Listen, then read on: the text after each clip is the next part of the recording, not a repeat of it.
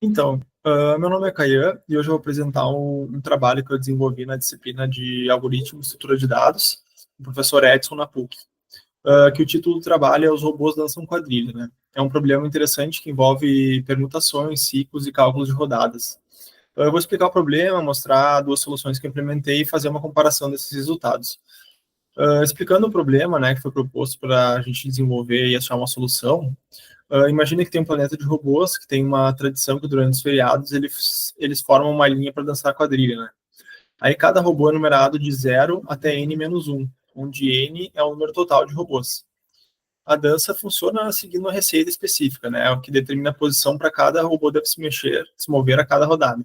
Por exemplo, se a gente tem 7 robôs e a receita é 5, 6, 0, 4, 2, 3, 1, significa que, né, o robô que está na posição 0 vai para a posição 5, o robô que está na posição 1 vai para a posição 6, o robô que está na posição 2 vai para a posição 0 e assim por diante. Aí depois de cada rodada a gente tem uma nova configuração, que o que acontece é que repetimos esse processo várias vezes. Eventualmente os robôs vão voltar para as posições originais, completando um ciclo. E a nossa missão vai ser descobrir quantas rodadas são necessárias para que os robôs voltem para as posições iniciais. Para a minha primeira solução, né, eu tive a ideia de fazer uma simulação direta, que basicamente é imitar exatamente o que os robôs estão fazendo. Eu criei um array onde cada posição do array contém um número de robôs que está naquela posição. Inicialmente, o robô número 0 está na posição 0, o robô número 1 está na posição 1 e assim por diante. Por exemplo, com 7 robôs, começamos com o array 0, 1, 2, 3, 4, 5, 6. A cada rodada, eu aplico a receita de dança e movo os robôs para suas novas posições. Para isso, criei um array temporário onde coloco cada robô em sua nova posição de acordo com a receita. Depois eu verifico se voltamos para a configuração inicial, onde o robô número 0 está na posição 0, o robô número 1 está na posição 1 e assim por diante. O algoritmo funciona mais ou menos assim. Eu inicializo o array de posições com cada robô em sua posição inicial. Enquanto não voltarmos para aquela configuração inicial, eu aplico uma rodada de dança usando a receita. Incremento o contador de rodadas, verifico se voltamos à configuração inicial e se atingir 20 milhões de rodadas, eu interrompo para não ficar rodando infinitamente. O problema que eu encontrei é que essa abordagem é extremamente lenta quando o número de rodadas é muito grande. Para muitos casos, não cheguei nem a encontrar a resposta, porque eu atingi o limite de 20 milhões de interações. Para mim, a segunda solução, percebendo que a primeira solução era bem limitada quando se tratava de um número muito grande de rodadas, eu estudei o problema e descobri que eu poderia usar a teoria dos ciclos de permutação para resolver o problema de forma mais eficiente. Quando aplicamos uma permutação, que é a que a receita de dança representa repetidamente, cada elemento segue um ciclo até voltar à posição original.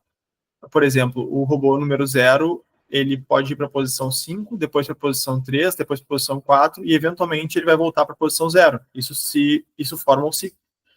A grande sacada é que o número de rodadas necessárias para todos os robôs voltem às suas posições originais é um mínimo múltiplo comum, um MMC. Daí meu algoritmo funciona da seguinte maneira. Para cada posição não visitada, eu encontro o ciclo que começa naquela posição, seguindo a receita. Calculo o tamanho desse ciclo, adiciono esse tamanho à minha lista de tamanhos de ciclo, calculo a MMC de todos os tamanhos de ciclos encontrados e essa abordagem garante, além de ser mais eficiente, que eu não preciso simular todas as rodadas, eu consigo calcular diretamente o resultado, independente de quão grande ele seja. Durante a implementação, eu tive alguns desafios.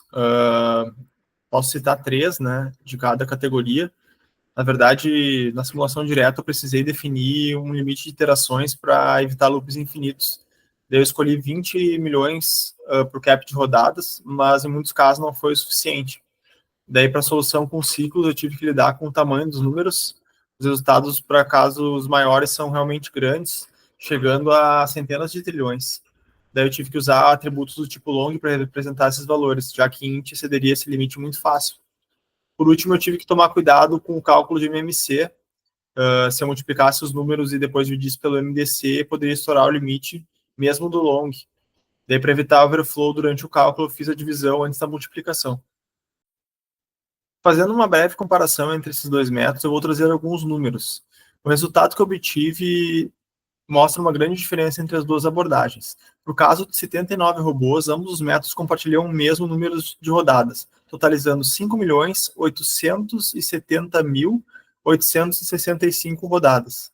A simulação direta levou cerca de 727 milissegundos, enquanto o método otimizado levou apenas 0,07 milissegundos, mais de 10 mil vezes mais rápido.